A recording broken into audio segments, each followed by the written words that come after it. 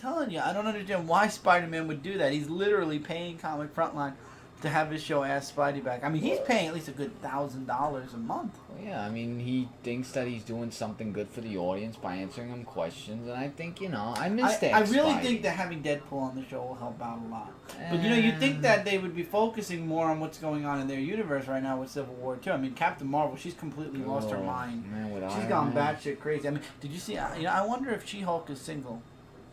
Well, she's in a coma. No, not anymore. Not in this next issue. Oh, now the she's more completely you know. lost it. Oh, yeah. I mean, I'll tell you.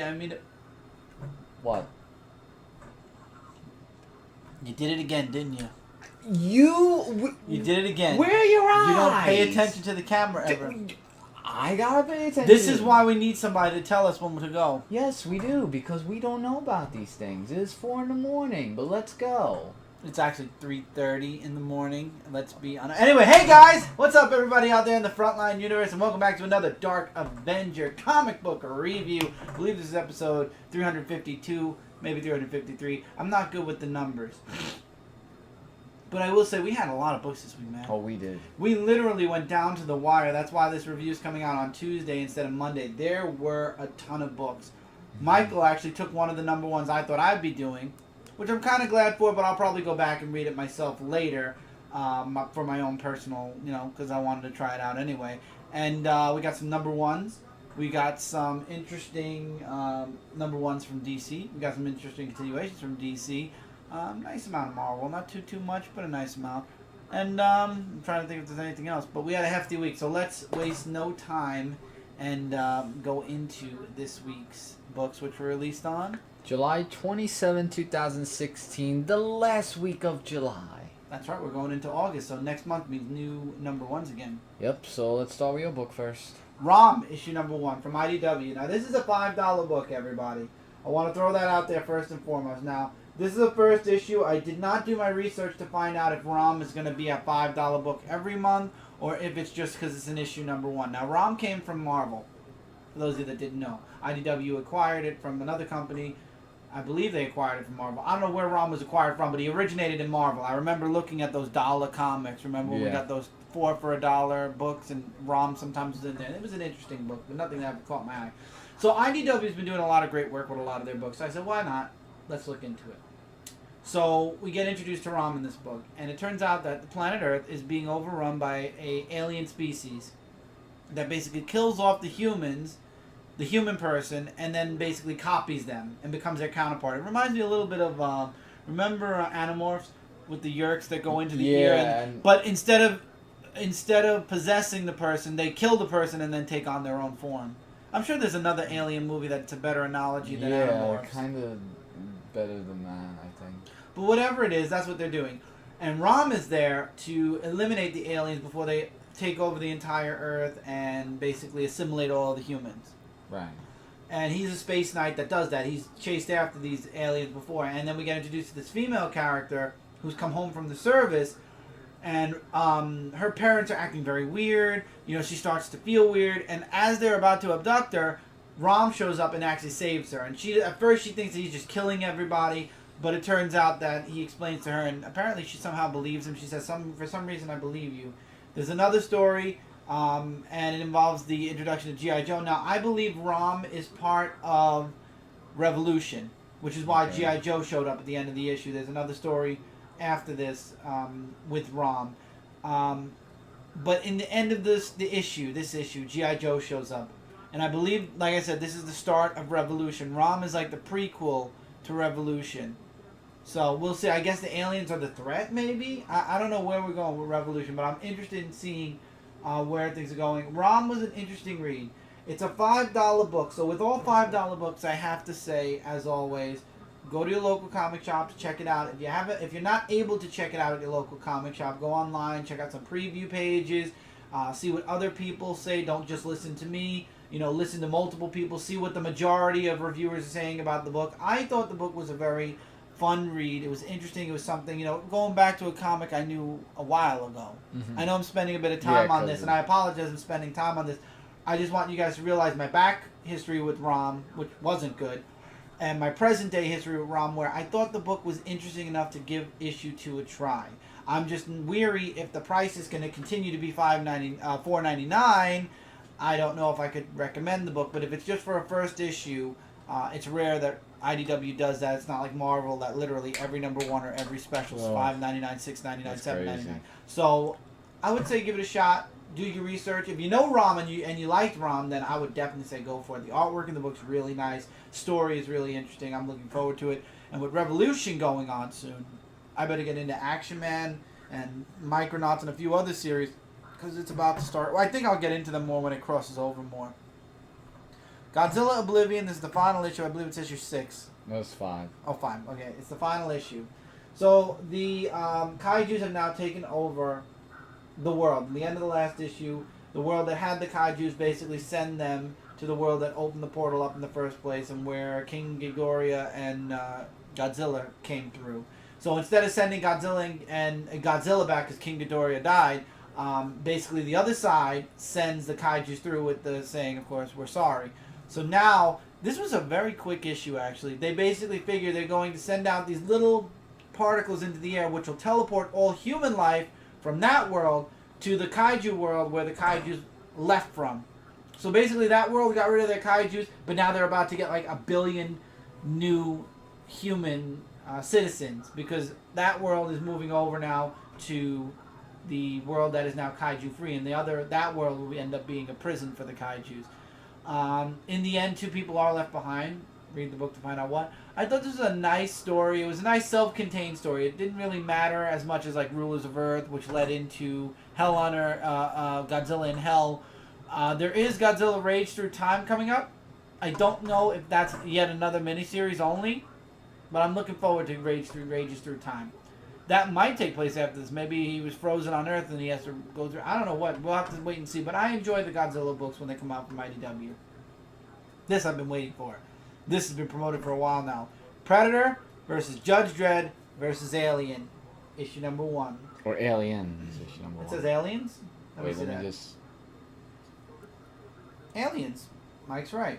Yes, you're welcome. So, a predator lands on Judge Dredd's planet, but he lands in a territory that is taken over by these mutants who are led by this scientist who's an engineer, a reverse genetic engineer. And when they raid the predator's ship, on the ship is the skull of an alien. And he reverse engineers the DNA on the skull and is able to make face huggers from it. On the other side of the world, Judge Dredd is chasing after people who are on the run from the law. And one of them actually gets away and runs into the forest where the predator was taken and where the mutants are. And Judge Dredd chases after. Now we find the reveal that the guy has a face hugger and he wants more specimens because obviously he wants to make aliens. And it kind of leaves off where Dredd is basically riding into danger. Basically. But the Predator, who was basically taken prisoner, he's not alone anymore. It turns out his friends have shown up as well, and they're looking for their captive comrade. To be continued. Really good first issue. I enjoyed the artwork. I liked the angle where how they got the aliens. It was a guy that engineered it. Kind of a little bit reminds me of Alien 4, but we don't think about Alien 4 anymore. As a matter of fact, we don't have to think about Alien 3 anymore. At some point, after they do Prometheus 2, we're getting an Aliens, not reboot, but basically it's going to take over from where Aliens 2 left off, which is great. Which means 3 and 4 were kind of like a dream, I guess, to Ripley, which works out so much better because I hated 3 and 4 was kind of psychedelic, out there, kind of, for me.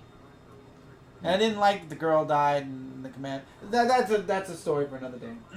So yeah, there are about 8 digital books that I have here for this week from indies. Most of them I did review for Comic Frontline. Right, so you're just gonna. So yeah, but I'm gonna try to be as short as possible for these books. So let's start with 4001 AD issue number 3. You didn't do that in Frontline. No, I didn't do that. Now I'll mention which ones I did.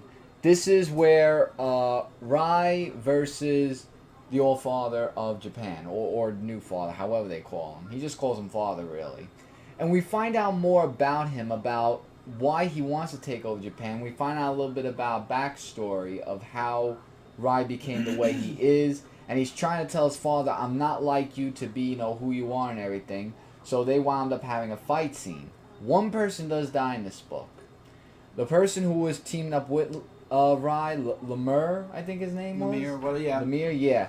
He dies in this book, and man, he gets everything chopped off because he was about to kill Rye, and he saved his friend for that, and that was like a real sacrifice. And yeah, things are getting like really serious in this book about who's gonna take over New Japan. Oh, that's why I got that confused. New Japan, so he's just father. Yeah, see, I get confused with names. I'm not good with that. But I would recommend you check out the book. It's really an awesome read. This one I felt was a little bit too much, but not a bad read. Divinity II, issue number 4. This is the last issue of Divinity because the next Divinity that's going to be coming out is in December. So this is the last issue of Divinity 2. Yeah, it's a new volume. In this one, it was a little bit too involved where they're still trying to find out their differences of what happened in the past or the future. And they're in present time of like saying, look, we're in the present time. We could fix this now with whatever is going on because it's a lot of time traveling and time conflicts that are going on. So I felt it was a little bit too involved in the book. I'm not saying it's the worst pick of this week or anything. I just felt like it was too dialogue heavy for me to kind of understand. But I sort of understood it had to do with time traveling and time conflicts. But I'm really looking forward to seeing the next volume of this in December because it looks really, really interesting. I really enjoyed Divinity 2 issues 1 through 4. Now, this book I did review for Frontline, but I'm just going to give the plot of Exo Manowar issue number 48. This is part 2 of Long Live the King and 2 more issues until we reach the milestone of issue number 50. And what basically is that the Torment's taking over the land. Arak's feeling down because of his whole I'm protecting the land and everything. Santa comes in to snap him out of it, and he gets a vision about the Torment, Arak, about what's going on. And not only are the Torment on his hands, but now we have the Vine with Commander Trill as leader. So now Arak has to deal with 2 problems because now Torment's taking over Manhattan. To be continued. So we're going to find out what's going to happen, but it's getting to a huge, chaotic scene of what's going on. Alright, next one I also did for Frontline. That is Ghostbusters International, issue number 7. And as the cover says, the Ghostbusters are now traveling from France to Ireland because good old Mr. Walter Peck comes in the beginning of the book. A character we all love to see, which I don't. And yeah, they go to Ireland. They find out about his friend, Una, about this banshee that she that she did. It was like a long story about that. They go and find this banshee and they get rid of him, and Walter Peck actually uses their gear, which was something else. And mind you, Una lived for eternity for reasons that I explained in the review. But and Egon at the end of this issue encountered with this guy, I forgot what his name was, that died in 1722, and he vaporized him into where we don't know. So that's like a huge thing we gotta find out in the next issue. But really enjoyed it. I'm looking forward to that. Alright, this is the last issue of this one. Lobster Johnson, issue number 3 of 3. In Lobster Johnson, we find out that... What's the name of the title? Lobster Johnson? Metal Monsters of Midtown? Yeah. I probably forgot to type that in. But yeah. So it's basically him finding out more about the robots and how to get rid of them, because these robots are like taking over so many of these other things, and it was like a really showdown between the robot that Lobster Johnson was controlling against the other one. There was this whole thing where one of them was going to explode, so they had to throw it in the ocean before the whole city was going to go kaboom, because that's what the whole Metal Monsters of Midtown was. It was a bomb set inside one of them. So they put it in the water at the right time as it exploded, and then that's really what I had. I felt it was a little bit of a quick read, to be honest, with Lobster Johnson. But it was a pretty good read, in my opinion. Miss Fury, issue number 4. I feel like it's been a long while since I read Miss Fury, hasn't it? It's felt like a long while. Miss Fury, we get where she's doing all of these... it's more of a supernatural book I'm seeing this as, because of a superhero. And I have no problem with that, really. It's just not her style of what she does. Marla, who is with her, or I don't know if that's Miss Fury's real name, she actually has this entity that's surrounding them because Miss Fury has to find a way to get rid of them to not let her get involved because she studied all of the supernatural stuffs and magic and all that and everything. But in this book, there's more that she learns about, and let's just say that there are people who opened a portal that should have not been opened in the middle of the ocean. And that seems really, really bad to be continued. So there's a lot of stuff that's going on in that book to see that. Savage Dragon, issue number 215. The showdown of Malcolm going up against, I forgot what her name was, because she has his children kidnapped. And I remember his name, Barry, who was chopped in half because of what she did. He uses Malcolm's blood to come back to life. So he's alive, so that's good for that. So he has this fight against her with the children that he had kidnapped, and it was a huge, huge fight. Like, Malcolm, he could get really strong really fast. Like, he's like saying, I'm not pulling back punches, I'm just gonna just show you what I'm made of, and he really did, though. But unfortunately, in the end, though, when Barry met with the girl, like, she's like saying to give her a second chance, and then they kiss, and I'm like, oh great. Barry said like he wasn't going to fall for it, and it looks like he fell for it. To be continued in the next issue. Love does strange things to you sometimes, believe me, it does. And last digital book for indies, Tomb Raider issue number 6. The awesome Lara Croft adventures continue in this book where she's trying to save her friend, Jonas, I think his name was, with these people who have him kidnapped. A lot of kidnapping in this week. So she brings the professor with him, and the professor was a no-good backstabber, to be honest, because he didn't know what the hell he was doing and everything, because they're looking for more of the investigation of these mushrooms, but more or less of the after effects of what it can do to people. And that, if that makes any sense. So they're going along their merry way, and they find the person that's leader of this clan that they were fighting against. And luckily for Jonas there to save her, that was a huge save for that book.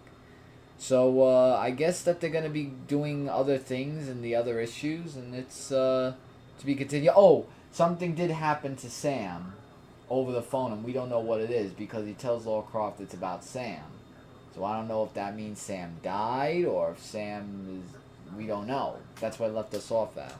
And that's to be continued in the next book. Alright, before we get into the digital big two, let's do our 2 books that we have for indies. The Frontline that I did, Sonic the Hedgehog issue 284. This is Panic in the Sky part 1 of 4. A brand new story arc of a brand new adventure in Sonic. I'm just going to show the artwork because I'm just going to explain the plot. Dr. Eggman finds out where Sonic is thanks to the Tails doll, and also Paige has a another battle with Nicole from the Sonic Universe issues. There is an editor's note in there in one of the 70s issues. Artwork's drawn really fantastic. And Dr. Eggman's team, he didn't come empty-handed. He had a team. They took the Chaos Emerald and the Gaia Keys, and it's getting really, really bad for the Sonic team. But of course, you know, as the issue continues, they're going to find a way. And also, Chip got kidnapped because he probably he knows all the answers of the Gaia stuff and everything, which I forgot to mention in the review, which is a possibility why. But man, I never thought I'd see Sonic in so much trouble than this.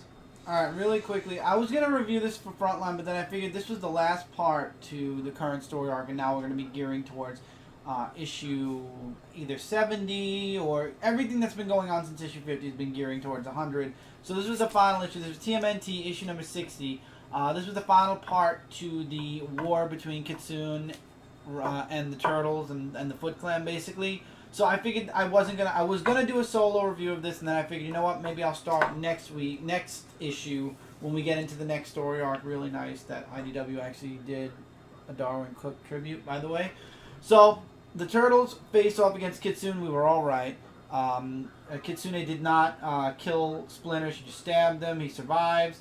The Turtles end up trying to fight Kitsune, but unfortunately, other than Leonardo, she's able to possess the other Turtles. So it becomes this huge fight between the Turtles and Leonardo and Splinter.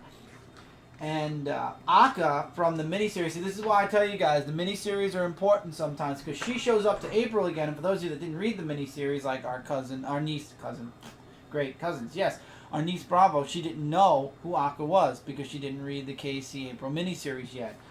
That's one downside, is that the fact that you have to keep up with the miniseries too, or else you're going to be a little confused on who these characters are and why April knows Akka already. But anyway, fight continues on. Akka decides to finally step in. I'm believing where we're going with this is it's leading into the Immortal War. Now, the first 50 issues, issue 1 through 50, led to the Foot fight. You know, the Foot versus the Turtles and Splinter. This looks like we're leading to the Immortal fight with Kitsune, Rat King, and Akka and others who are involved. So anyway, they free themselves from Kitsune's control thanks to April and what Akka, the interruption, the interference she made. Kitsune runs away. She has Shredder's body, but it turns out Splinter was one step ahead of Kitsune, and he actually ends up with, like you all know, he was beheaded. So instead of having the head, Kitsune only ends up with the helmet, and Splinter still has the head. The next issue starts a new story arc with Turtles versus the Shadow, what were they called? The Shadow something. And next month also, the Universe Begins. Well, it says to be continued, so I forgot who they were. The Shadow Gang, was it? But anyway, yeah. I thought this was an amazing issue. I really loved it. Great book. The fight was awesome. The action was awesome. The story's great. And obviously, it's all culminating towards issue 100, which, in my personal opinion, it's going to be the Immortal War. Could be wrong completely, but right now it looks like every 10 issues is a new arc, so this arc will be against the Street Phantoms. Maybe the Street Phantoms, that was their name. For the next 10 issues, which will get us to 70, 70 to 80, 80 to 90, and obviously from 90 to 100, whatever. But this is excellent. I'm loving TMNT. It's such an amazing series. I always, whenever somebody comes to me, I know it's already in issue 60, but I always recommend TMNT. I always say go back, get the trade paperbacks if you have to. It's a really excellent series. It's not the 80s cartoon where it's all ha-ha, child friendly. This is really action-packed, rated PG, I would say 14. Definitely has, stuff that doesn't make it kiddie anymore. Even though the 80s wasn't too kiddie, but at the same time, the comic itself is very much like its original series, which was not kiddie either. That was definitely for mature readers. So that's just my opinion. Take it for what it's worth. Captain Marvel, issue number 7. Carol is on trial for what happened during the Ultimate story where Rhodey died and She-Hulk was put into a coma. This book takes place between issues 3 and 4. So issue 4 did come out this week, but this issue took place before it. So she's on trial for what happened, and she explains about Ulysses, his powers, why it's important.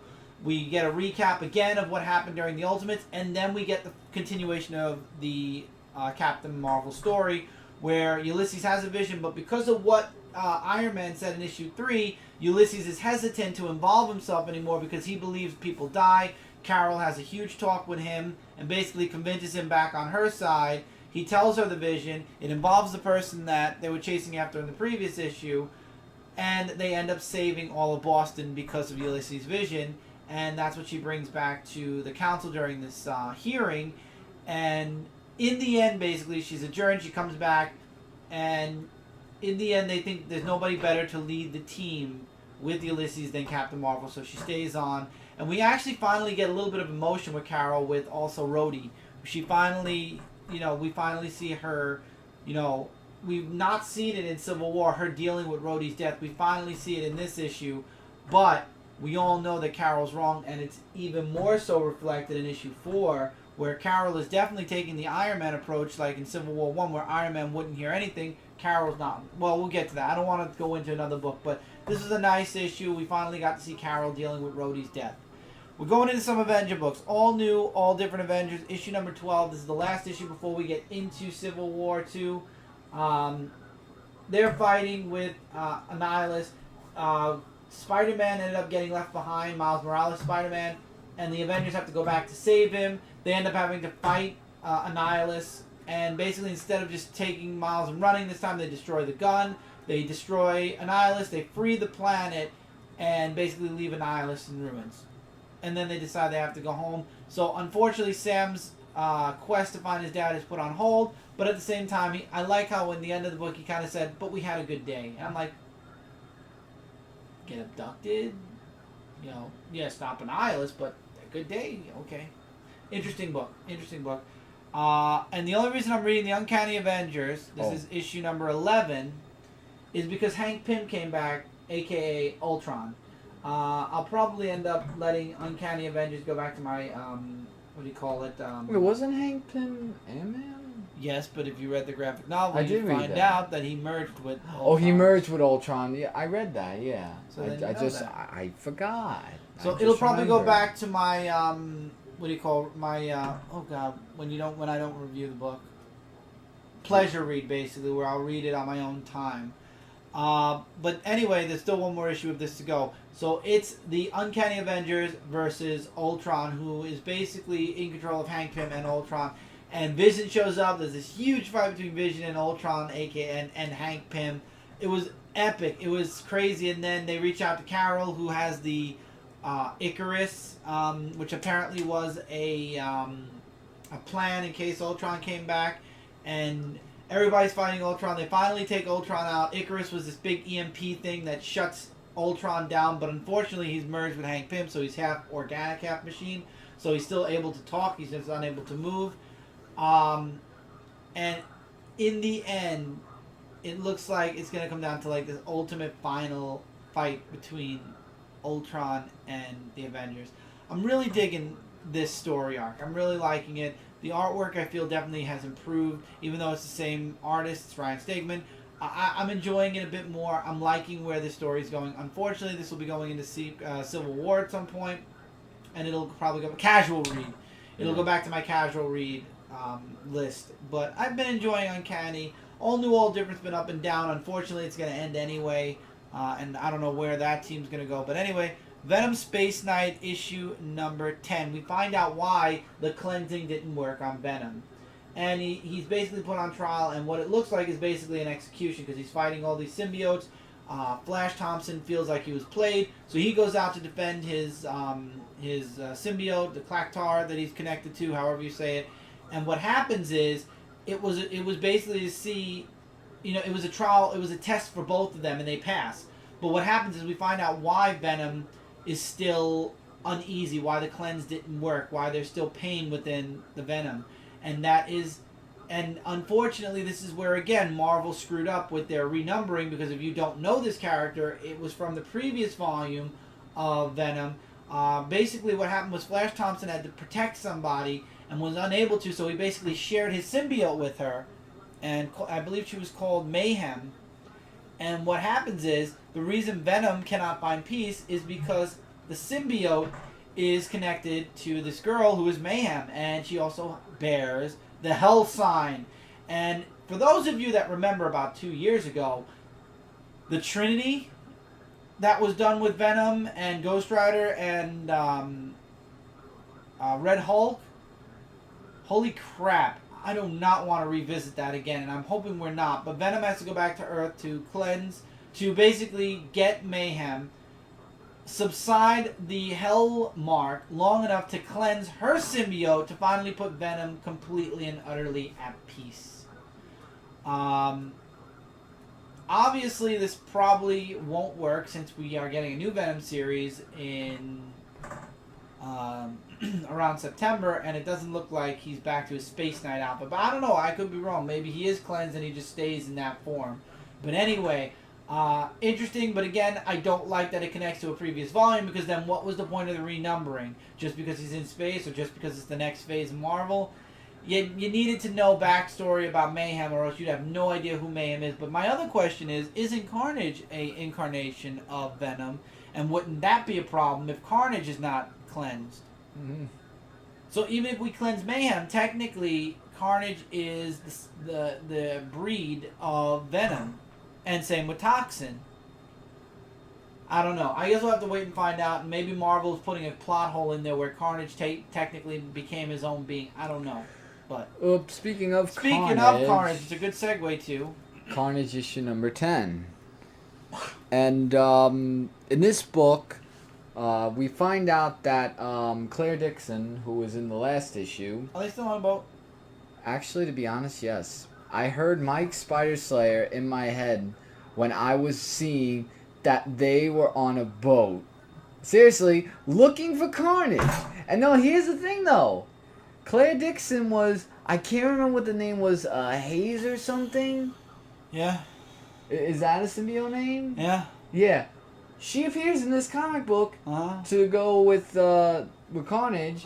And Toxin actually was released because, Carnage was getting, at the whole, okay, this is the moment where we need Toxin. So she had the button thing, not Dixon, this other woman. I can't remember what her name was. I think Manuel? Whatever her name was. Manny, yeah. And she released Toxin, and it was a huge fight between them. And they needed to escape the boat, seriously, because they want to know how to explode the boat. So the boat explodes. So the boat explodes, but then here's the thing. Oh no. It goes to where they were talking about where that woman in the beginning of the book, that she saw the explosion and everything, that led them to her seeing the team and saying, oh, well, that's how we met, and this is where it was. I'm like this. If this is a whole thing where it's going to be Carnage, because Carnage is still alive. Well, Carnage is ending.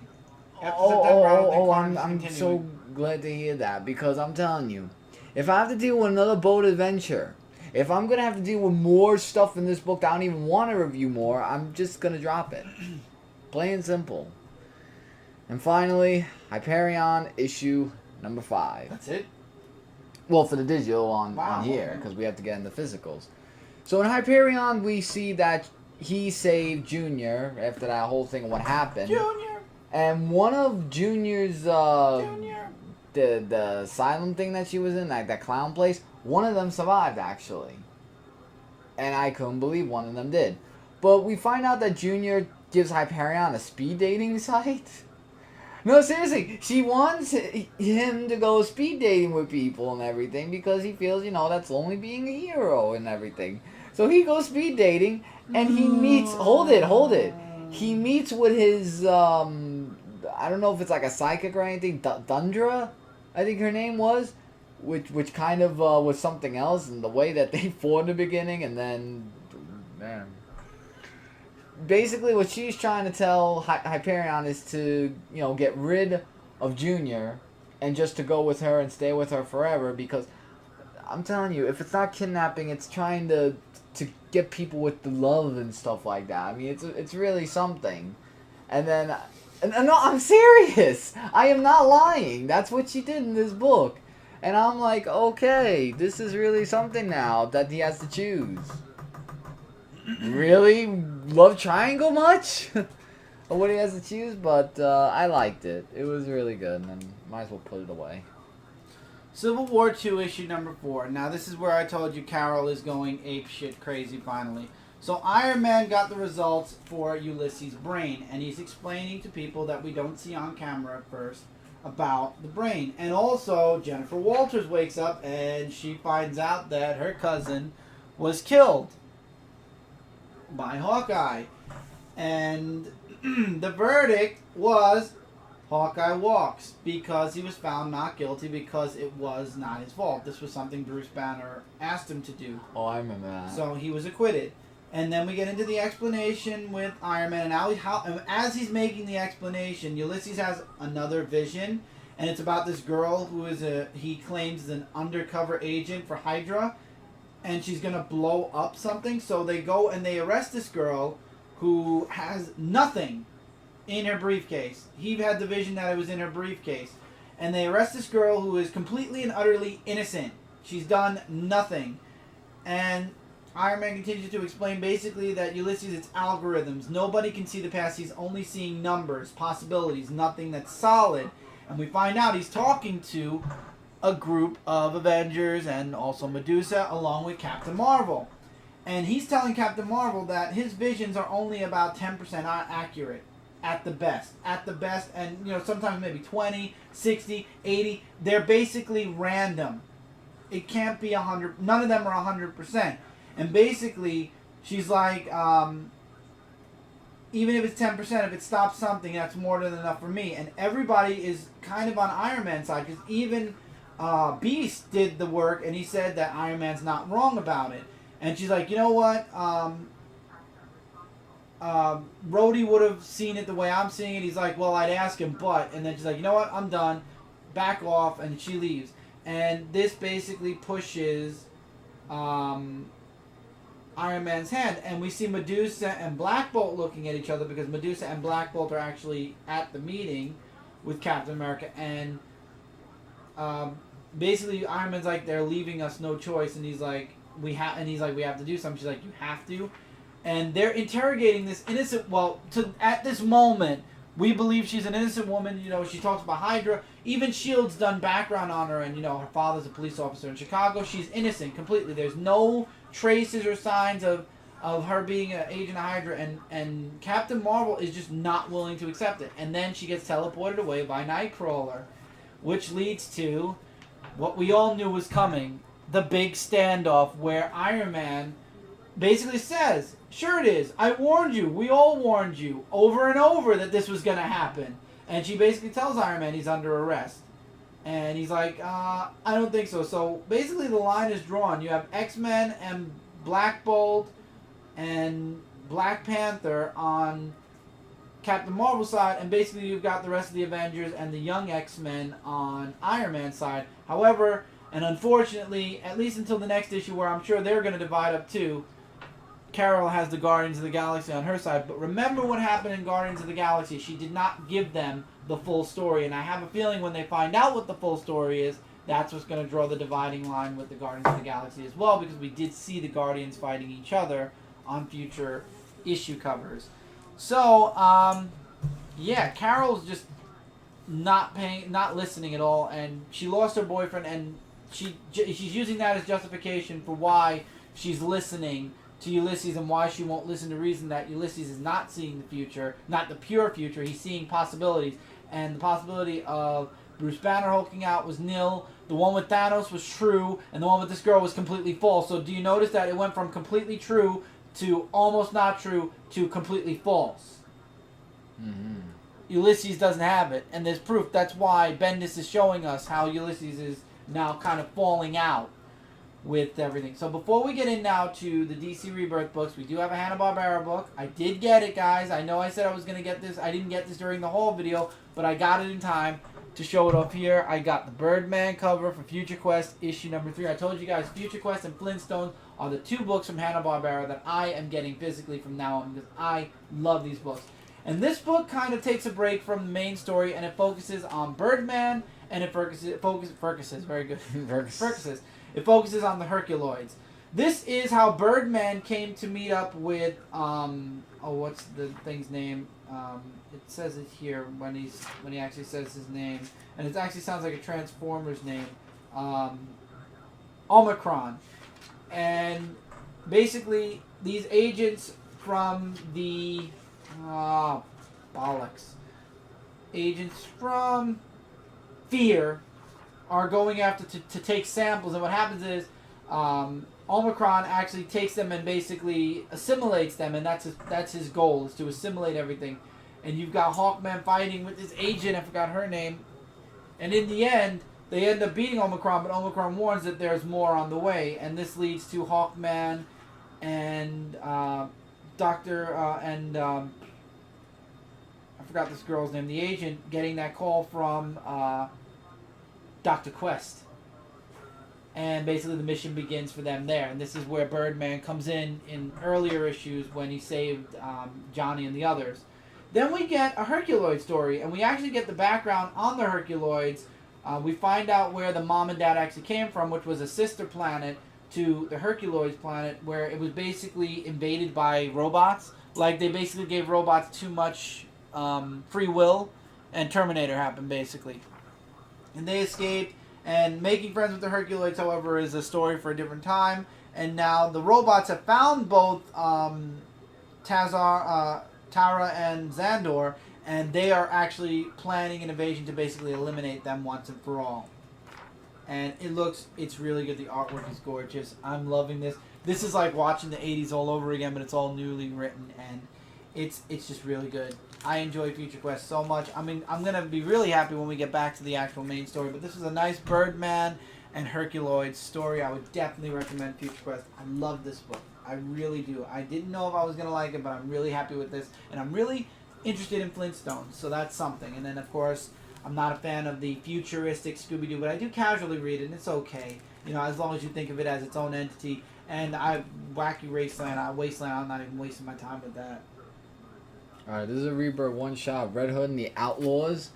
And with this story, I could just say in a couple sentences, it talks about Jason Todd before, like, it talks about his backstory before he became Robin as a sidekick of Batman. That led into him going on to his merry ways with, you know, joining with the Joker and then his own Red Hood thing of what he did. And he didn't join the Joker. The Joker killed him. I mean, the Joker, yeah, tried to, you know, kill him and everything. And like, you know, I really like the backstory though. The whole backstory of how he became Robin with Batman was like really interesting. But the thing was, what was between both of them is that Jason Todd thought that justice was just to like kill them in other ways, and Batman says that that's not the way of doing it, and you know, that's not how we handle things in Gotham, or how he handles things. And you know what Joker did with Jason Todd, like, really sets him off to go and kill Joker, and Batman wants to stop him from doing that and try not to cross the line and everything. But with him working with Batman, he's saying, like, I'm exactly what he needs to work as with him. So I know we're not going to be seeing a lot of him working with Batman, that he's going to have his own team, and that concerns me, of hoping that it's going to be something good. But this was like really a great backstory of Jason Todd. Really something to read. Now, as you guys know, we don't put these books in order, so they're going to be all out of order, as always. I did the Rebirth one-shot first, because that's the only one-shot this week. Nightwing issue number 1. I don't know how I feel about Nightwing right now. We just got rid of the whole Agent 47, you know, Spy Grayson nonsense, and I feel like we're getting thrusted right back into Dick being a spy again, except this time he's doing it as Nightwing. Dick got his secret identity back, and Batman kind of is pushing him to be his own person, to be more independent, which is unlike Batman. You know, usually Batman tries to keep the family close, but he's kind of pushing Dick a bit away. And Dick is making the Court of Owls, or now what they call themselves, the Parliament of Owls, making them believe that Damian still has that bomb inside of him, and he's basically working with them in order to keep Damian safe. The artwork is okay. It's going to take a little bit of getting used to. It's not horrible. It's not bad. I mean, it's good, but I don't know. I'm having a bit of issue with the artwork from time to time, the consistencies with the costume and the faces and whatnot. But anyway, the Parliament doesn't like that Dick isn't killing for them, isn't basically stealing for them. Basically, Dick says, look, I agreed to join you, but we're doing it on my terms. I'm not becoming what you guys want. I'm going to be me. So if you send me on a mission, I'm going to do it my way, the way I've always done it, you know.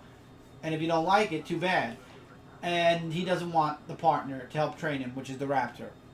And then we get that scene with Batman and him talking. We get a scene with him and Barbara where basically Barbara says exactly what I just said. You just came back and now you're going off on another spy mission. You're going off, you know, to do this with the Parliament of Owls.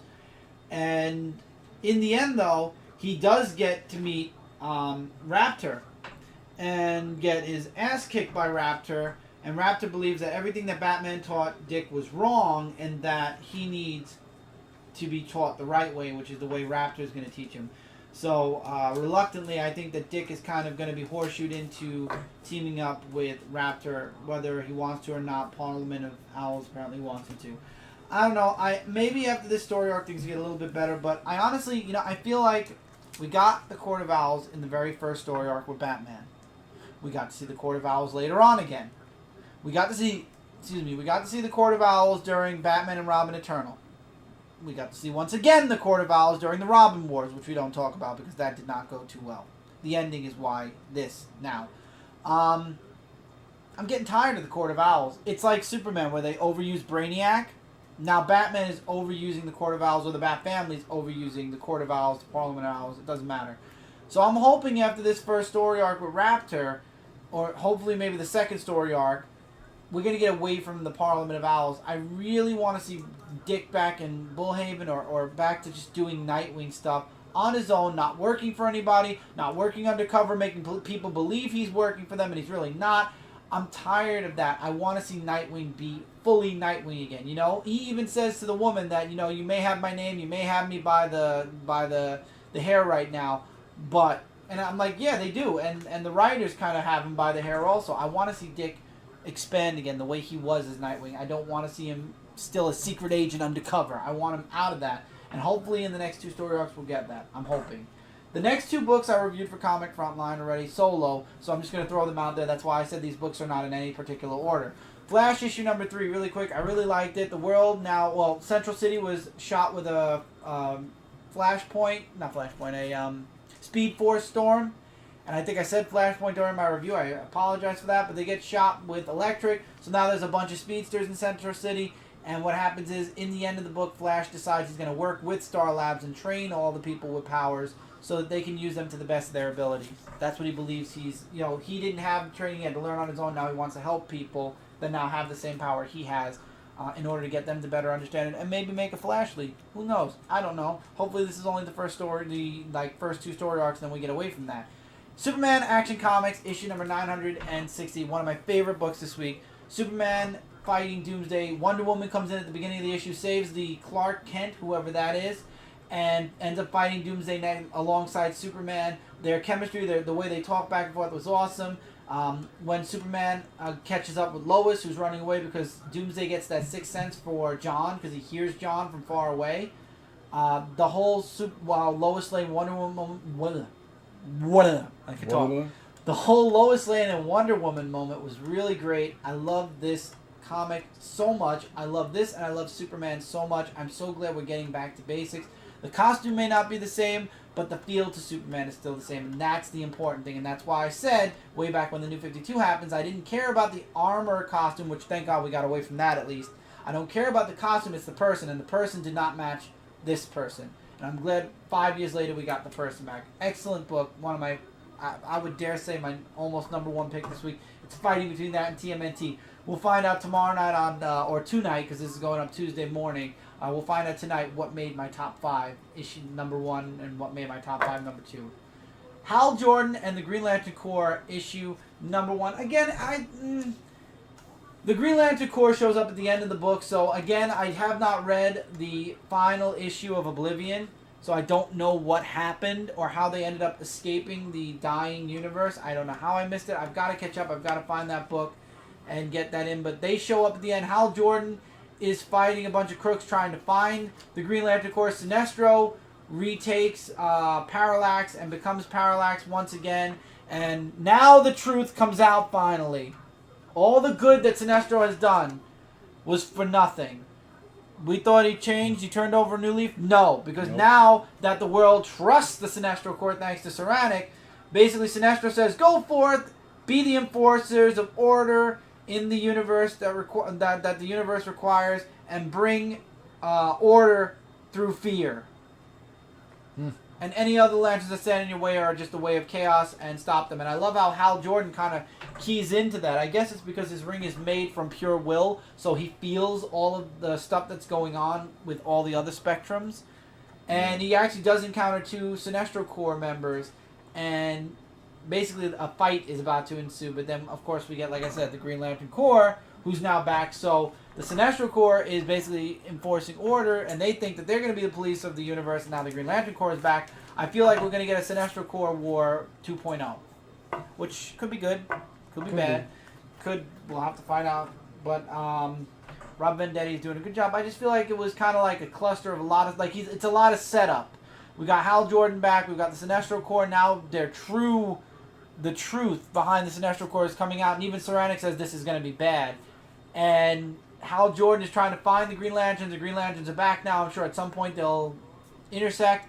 I don't know if the Green Lantern Corps found out that it wasn't Hal Jordan that trapped them or not, but it's going to be an interesting first meeting, I think at least. Wonder Woman issue number 3. Wonder Woman goes to Cheetah for help to get her back to Themyscira. And Cheetah doesn't want to help Wonder Woman at first. And it's a whole her trying to convince Cheetah, that she needs Cheetah's help. You got Steve Trevor, who's also he's in that other village from the previous issue, 2 issues ago, where they're missing their girls. He decides we're going to go find them for you. So they go off and they go into like this mystical kind of jungle. And this is where I think Wonder Woman and Steve Trevor are going to intersect. But in the end, Cheetah ends up agreeing to help Wonder Woman if she promises to kill the person that basically cursed her. And Wonder Woman says she'll do her best. She'll help her. She'll do what she can. That Cheetah has her word. And it looks like Steve Trevor is now prisoner to whoever stole those girls from the village. And it looks like we're getting into some supernatural godlike entity. So hopefully Wonder Woman will be there to save Steve, because it looks like he's not going to get out on his own. Nope. We'll find out in next month in issue number 5, because issue 2 is going to continue the year 1. So I'm okay with that. It's like Wonder Woman once a month, but there's 2 different stories going on. I can live with that. Teen Titans issue number 1. Now the whole purpose of the Titans. I'm sorry, Titans. You're right. You're doing Teen Titans. Yeah. Titans issue number 1. Now the whole purpose of the one-shots was so that we didn't have to deal with backstory or repeating.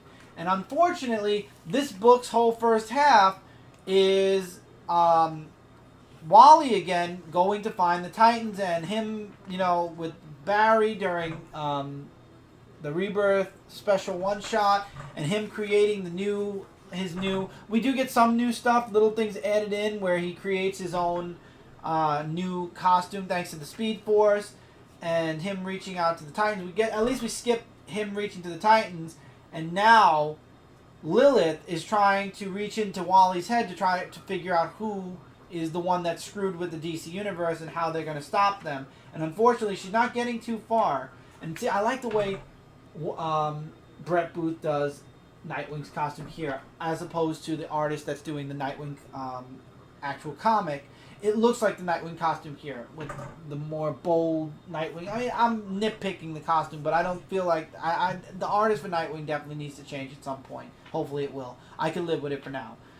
So Wally's talking about reaching out to Linda a bit, and Linda's the only thing that's really on his mind, and Linda, in her own way, wants to find out who this new Flash is and what's going on. So basically, she wants to find Wally, not to find him to figure out what's going on, but more to get the big scoop so that she can move up in her job.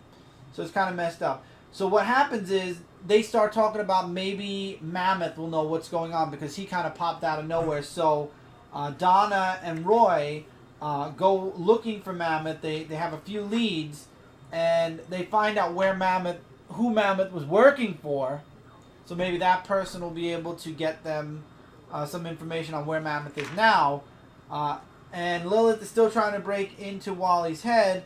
Unfortunately, she doesn't, but in reaching out into his memories, she ends up unlocking somebody else, or freeing somebody else from control, from their kind of lock away. She's actually freed a bad person who was actually hidden away, and basically she freed Abracadabra, the man that made Wally West disappear. So it looks like the person they're going after first is going to be Abracadabra. And that's really cool. I enjoyed Titans issue number 1. I didn't like that the first couple of pages were recap of what we've gotten recapped a billion times. But honestly, after we got through that and we actually got into the story, I liked it. I love Brett Booth's artwork in this book. I really feel like Titans is going to be really good. I feel like, we got a couple more people that still need to be introduced. But I really feel like Titans is going to be a great book, and I'm really interested in Abra. Now, I have not read Titans before. I've read Teen Titans, and that was with Superboy, the Jeff Johns Titans. So I'm really looking forward to seeing Titans villains and stuff like that, and rogues popping up as the Titans series moves forward. Now, I was going to read this book, did not have time, so Michael hasn't been getting too involved in the issue number 1s. So I gave it to Mike to give a shot to. And I gave Batgirl issue number 1 a shot. And I have to admit, though, it's a pretty interesting story of Batgirl. It's really where Barbara Gordon goes off to Japan. I think she's off to find herself again. That, but also it's basically, just to go about, with her life. She bumps into her friend Kai, and I'm sorry, her name is Babs, I think. No, Barbara Gordon. Babs is short. Oh, Babs is short for Ryan. Ugh, my mistake. So they're just getting together and just catching up where they left off, and I thought that was a really nice thing of what happened. And here's some artwork, by the way, which is drawn really amazing.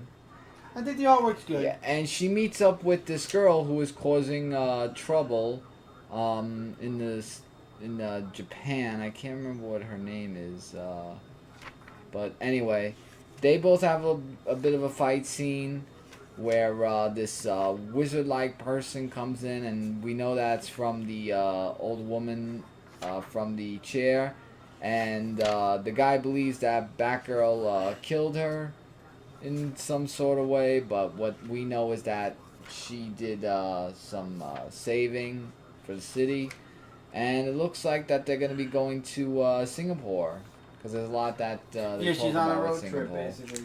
Yeah, and Kay, or Kai, however you say his name, is going to go with her. So this is going to be a really interesting book where Barbara Gordon and Kai are going to be going on adventures with each other. Alright, finally this week, Batman Detective Comics 937. This time we get Batman's point of view. Basically, Batwoman and the others escaped, and Batwoman wants to face her father alone. Of course, Red Robin won't let her. He says, we're a team. This is what your father wants. We're going together. But Batman's being held captive, and they're going through his utility belt. They're categorizing everything to learn more about him. Batman gets free, though, and we find out that the colony has their own Batcave, and it's thanks to this kid who we get introduced to, who basically has been reverse engineering Batman's technology since way back before, but way back when he was 15, 14 in grade school. And we find out that Red Robin actually has his own little Robin cave in the old bullet train, tunnels. And he basically can travel anywhere he wants in Gotham, because he says, give a kid unlimited spending money and a lot of time, and a person who doesn't sleep a lot of time, and he could do amazing things.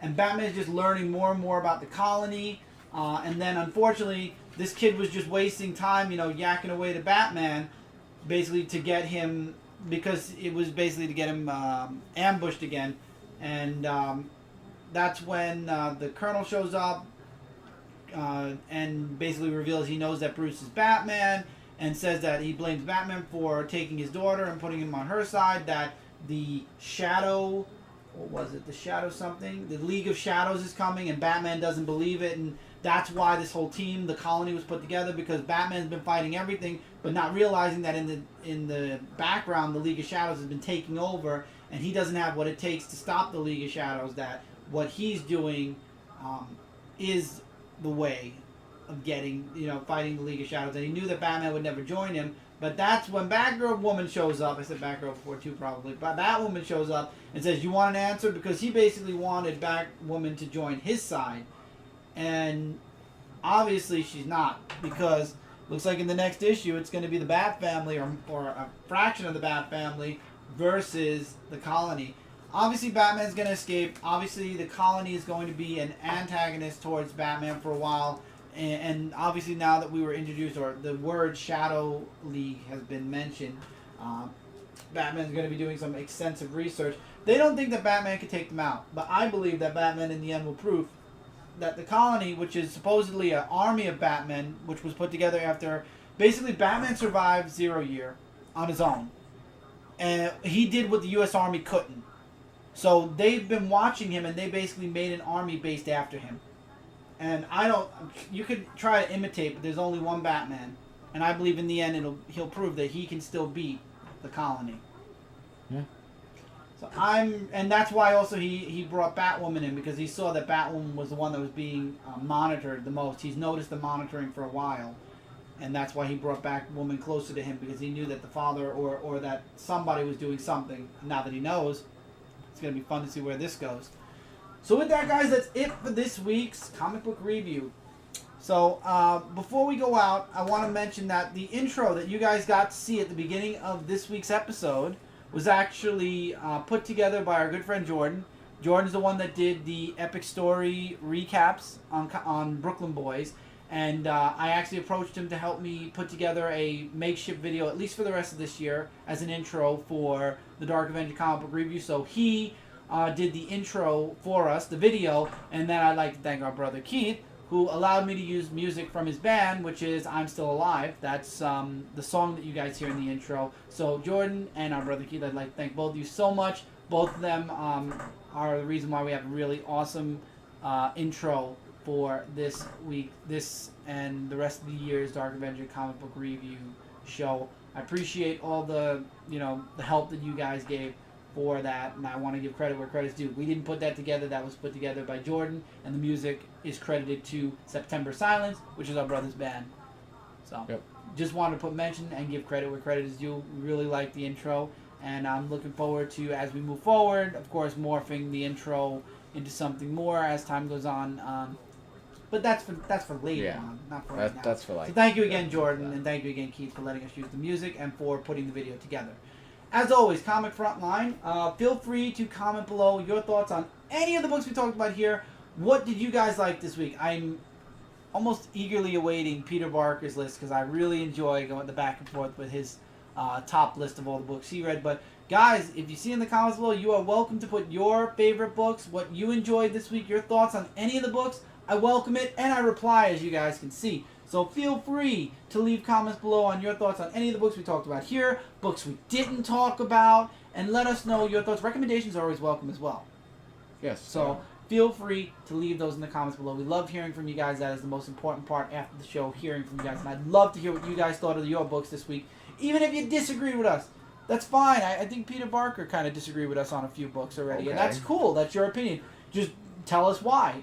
I'd love to hear from you guys. It's important. I want to hammer that in, that I want to hear from you guys. So please comment your favorite books of the week, even your least favorite. Comment the books that you read this week and your thoughts on it. Love to hear from you guys. Yeah. And with that, now, Comic Frontline, we are your #1 source for comic-related news, reviews, and a whole bunch more. If you haven't subscribed to Comic Frontline on YouTube yet, you might want to consider it, because we've got stuff coming out each and every day. And as you guys heard in the intro that we had today, Ask Spidey is back. That's a new show that's coming, and we got other shows that are lined up. One is scheduled for fall, one is scheduling up soon, which is a secret. Check the whole video to hear a little teaser on that, and we got lots of other things on the way. So if you haven't subscribed, please do. We're in your sub box. You will not miss out on a single video. Also, don't forget to check out comicfrontline.com. Lots of stuff up there each and every day as well. Articles, the videos that we post on YouTube, previews, reviews, everything that you can imagine, and breaking news and news articles as well. Yeah. So yeah, as always, guys, take care, keep reading, keep collecting, and we will see you guys really soon in the next video, and tonight for Frontline Live. So take care, everybody. bye, everyone.